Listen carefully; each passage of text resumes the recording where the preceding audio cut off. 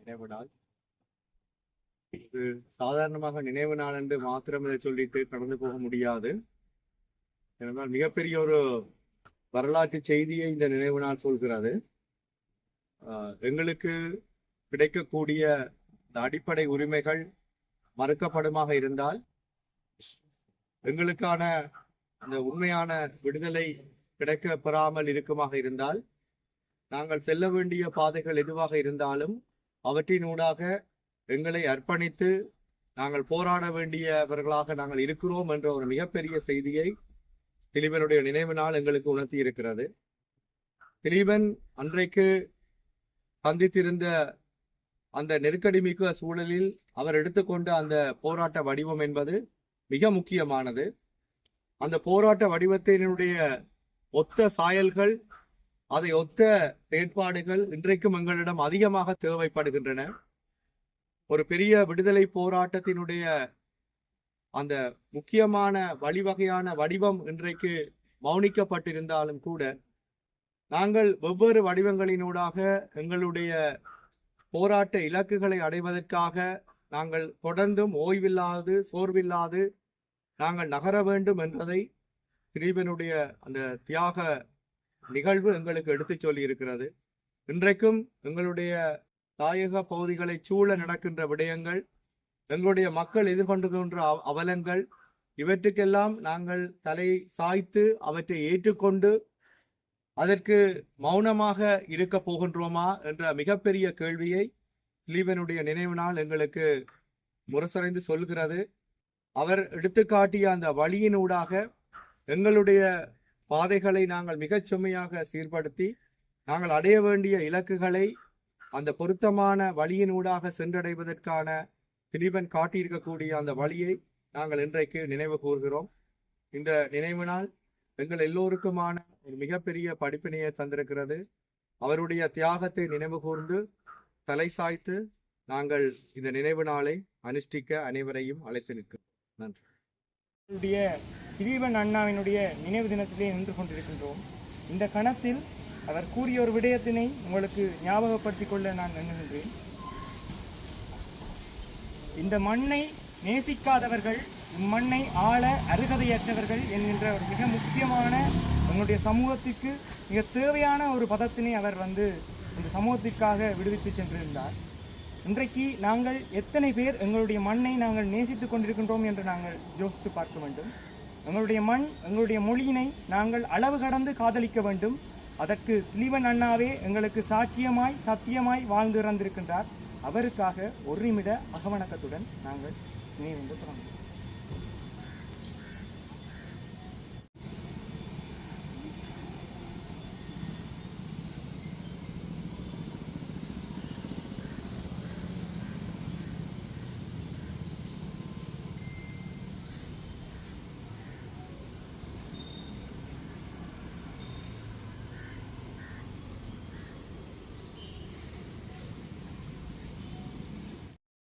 என் உயிரிலும் மேலான தமிழ் மக்களே, நான் இறுதியாக ஒன்றை மட்டும் கேட்டுக்கொள்கின்றேன். மக்கள் பரிமூரணமாக கிளர்ந்து எழ வேண்டும். எங்களுடைய விடுதலைக்காக போராட வேண்டும். மக்கள் புரட்சி வெடிக்கட்டும் என்று எங்களுடைய மக்கள் மனதிலே ஒரு ஆறாத ஒரு விடுதலை தியாகத்தினை உருவாக்கி சென்ற எங்களுடைய திலீபன் அண்ணாவின் நினைவு தினம்தான் இன்று. எங்களுடைய மக்கள் எத்தனை பேர் சாதி மதம் என்று கடந்து, பிரதேசவாதம் என்று கடந்து எத்தனை பேர் நாங்கள் இன்றைக்கு தமிழ் சமூகமாக நின்று கொண்டிருக்கின்றோம் என்று நாங்கள் யோசித்து பார்க்க வேண்டும். இதில் வெவ்வேறு பீடங்களுக்குள் சேர்ந்த மாணவர்கள் நின்று கொண்டிருப்பீர்கள். கலைப்பீடம், வணிக பீடம் மற்றும் விஞ்ஞான பீடம் மற்றும் இணைந்த சுகாதார கற்றல் பீடம் மற்றும் மருத்துவ பீடம் என்று நாங்கள் எந்த பீடத்துக்குள்ளும் இருக்கலாம். பெண்களாக இருக்கலாம், ஆண்களாக இருக்கலாம். ஆனால் நாங்கள் எல்லோருமே செய்ய வேண்டிய மிக முக்கியமான வேலை என்னவென்றால், எங்களுடைய இந்த மண்ணை, இந்த நிலப்பரப்பினை நாங்கள் அளவு கடந்து காதலிக்க வேண்டியது. ஏனென்றால் ஒரு மனிதன் 12 நாட்கள், நாங்கள் ஒரு சாதாரண ஒரு உண்ணாவிரதம், ஒரு கந்த சஷ்டி விரதம் என்றால் எவ்வளவு கடுமையாக இருக்கும் என்று உங்கள் எல்லாருக்குமே தெரியும். 6 நாட்கள் சாப்பிடாமல் வெறும் பாலும் பழமும் சாப்பிட்டு இருக்கக்கூடிய கந்த சஷ்டி விரதத்தை கூட இங்கே மிகப்பெரிய கடுமையான விரதம் என்று குறிப்பிடுவார்கள். 12 நாட்கள் எந்த ஒரு நீராகாரமின்றி காந்திய தேசத்துக்கு எதிராக தன்னுடைய 5 அம்ச கோரிக்கைகளை முன்வைத்து ஒருவர் தன்னுடைய உயிரினை தியாகம் செய்திருக்கின்றார் என்றால் அந்த தியாகம் எவ்வளவு மேன்மையானது என்பதனை நாங்கள் எங்களுடைய மனங்களிலே, எங்களுடைய இதயங்களிலே மிக ஆழமான வடுக்களாக நாங்கள் பதிந்து வைக்க வேண்டும். அவர்கள் எல்லாருமே இந்த மண்ணுக்காக உண்ணாவிரதம் செய்து போராடி இறந்ததுக்கான காரணங்கள் எங்களுடைய தலைமுறை இந்த மண்ணிலே நிம்மதியாக, சுதந்திரமாக, ஒரு மன அமைதியுடன் வாழ வேண்டும் என்பதற்காகத்தான். அவர்கள் இந்த தேசம் எப்படி இருக்க வேண்டும் என்கின்ற ஒரு கனவை கண்டுதான் அவர்கள் தங்களுடைய இன்னுயிரை மாற்றிருப்பார்கள், தங்களுடைய இன்னுயிரை பலி கொடுத்திருப்பார்கள். இந்த தேசம் தங்களுக்கு பின்னால் வருகின்ற இளம் தலைமுறைகள் மிக அறிவார்ந்தவர்களாக, படித்தவர்களாக, சுய சிந்தனை உள்ளவர்களாக, மிக அவர்களுடைய சிந்தனை இந்த உலகத்தில் யாரையும் வெல்லக்கூடியவர்களாக இருப்பார்கள் என்கின்ற ஒரு மிகப்பெரிய ஒரு அடையாளத்துடன் தான் அவர்கள் தங்களுடைய தியாகத்தினை முன்னெடுத்திருப்பார்கள். அதனை நாங்கள் எந்த கணத்திலும் எவ்வேளையிலும் மறக்கக்கூடாது.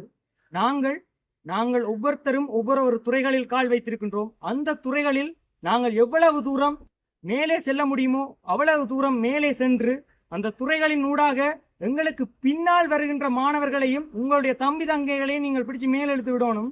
யூதர்கள் எப்படி இந்த உலகத்தில் தங்களுடைய சமூகத்தில் ஒருத்தன் படிக்காதவனாக இருப்பானாக இருந்தால் தன்னுடைய குடும்பம் என்பதை மறந்து உதவி செய்து தன்னுடைய சமூகத்தினை, தன்னுடைய இனத்தினை மேலே உயர்த்தி விடுகின்றானோ, அதே போல் தமிழர்களாக இருக்கக்கூடிய நாங்களும் எங்களுக்கு பின்னால் வருகின்ற தலைமுறைகளை நாங்கள் கைவிடித்து மேலே உயர்த்தி விட வேண்டும். அந்த கடப்பாடு ஆண்களாக, பெண்களாக எங்கள் அனைவருக்குமே இருக்கின்றது.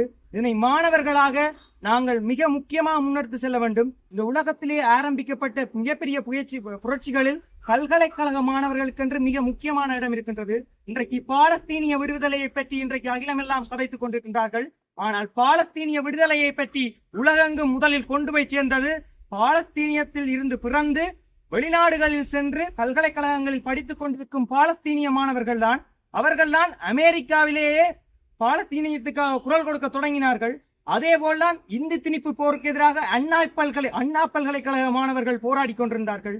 இதே போல்தான் எங்களுடைய பல்கலைக்கழகத்தில், இதே பல்கலைக்கழகத்தில் மருத்துவத்துறையில் படித்துக் கொண்டிருந்த திலீபன் அண்ணா அவர்கள் தன்னுடைய இன்னுயிரை போராடுவதுதான் இந்த சமூகத்தின், இந்த இளம் சமூகத்தின் தலையாய கடமை என்பதை உணர்ந்து தன்னுடைய இன்னுயிரை தியாகம் செய்திருந்தார்.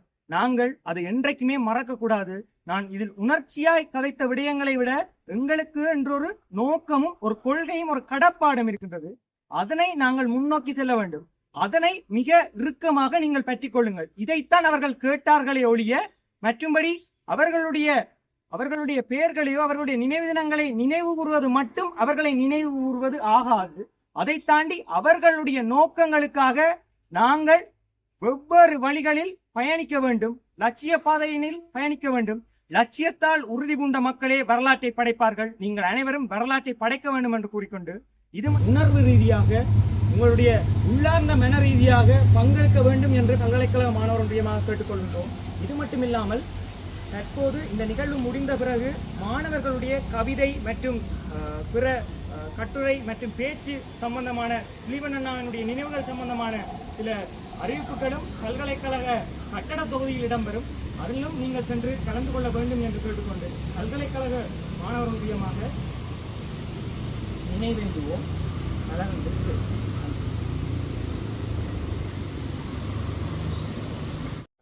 நினைவு நாள் இது சாதாரணமாக நினைவு நாள் என்று மாத்திரம் இதை சொல்லிட்டு கடந்து போக முடியாது. ஏனென்றால் மிகப்பெரிய ஒரு வரலாற்று செய்தியை இந்த நினைவு நாள் சொல்கிறது.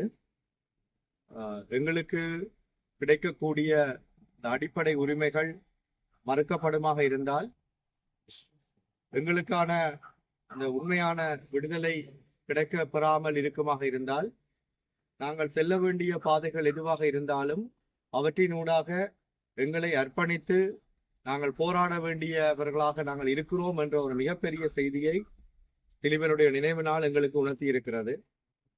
திலீபன் அன்றைக்கு சந்தித்திருந்த அந்த நெருக்கடி மிக்க சூழலில் அவர் எடுத்துக்கொண்ட அந்த போராட்ட வடிவம் என்பது மிக முக்கியமானது.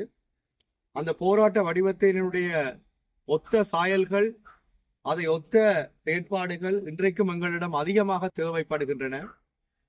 ஒரு பெரிய விடுதலை போராட்டத்தினுடைய அந்த முக்கியமான வழிவகையான வடிவம் இன்றைக்கு மௌனிக்கப்பட்டிருந்தாலும் கூட நாங்கள் வெவ்வேறு வடிவங்களினூடாக எங்களுடைய போராட்ட இலக்குகளை அடைவதற்காக நாங்கள் தொடர்ந்தும் ஓய்வில்லாது சோர்வில்லாது நாங்கள் நகர வேண்டும் என்பதை திலீபனுடைய அந்த தியாக நிகழ்வு எங்களுக்கு எடுத்துச் சொல்லி இருக்கிறது. இன்றைக்கும் எங்களுடைய தாயக பகுதிகளை சூழ நடக்கின்ற விடயங்கள், எங்களுடைய மக்கள் எதிர்கொண்டுகின்ற அவலங்கள், இவற்றுக்கெல்லாம் நாங்கள் தலை சாய்த்து அவற்றை ஏற்றுக்கொண்டு அதற்கு மௌனமாக இருக்க போகின்றோமா என்ற மிகப்பெரிய கேள்வியை திலீபனுடைய நினைவு நாள் எங்களுக்கு முரசறைந்து சொல்கிறது. அவர் எடுத்துக்காட்டிய அந்த வழியினூடாக எங்களுடைய பாதைகளை நாங்கள் மிகச் செம்மையாக சீர்படுத்தி நாங்கள் அடைய வேண்டிய இலக்குகளை அந்த பொருத்தமான வழியினூடாக சென்றடைவதற்கான திலீபன் காட்டியிருக்கக்கூடிய அந்த வழியை நாங்கள் இன்றைக்கு நினைவு கூறுகிறோம். இந்த நினைவு நாள் எங்கள் எல்லோருக்குமான ஒரு மிகப்பெரிய படிப்பினையை தந்திருக்கிறது. அவருடைய தியாகத்தை நினைவு கூர்ந்து தலை சாய்த்து நாங்கள் இந்த நினைவு நாளை அனுஷ்டிக்க அனைவரையும் அழைத்து நிற்கிறோம். நன்றி.